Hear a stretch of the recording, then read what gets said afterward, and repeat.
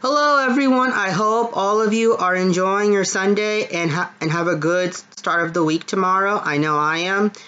I want to emphasize before you buy a used car or any car in general, even if it's new, ask for the vehicle identification number, VIN number, and make sure you do some research on the car using Carfax.com or other websites that can show you if the car has had any major maintenance repairs or if the car has been in accidents.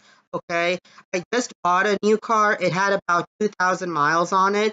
Before I bought the car, I checked Carfax.com, Carfax.com, to make sure the car was not involved in previous accidents, okay?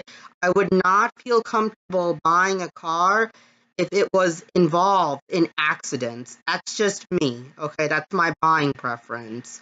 But for any car, make sure you research the car using Carfax.com. You can put the VIN number of the car, and Carfax will show you if the car has had any major repairs or if it has been in accidents, okay? I hope this video helps. Please don't trust car dealerships. I don't trust them. Make sure you research everything before you buy a car.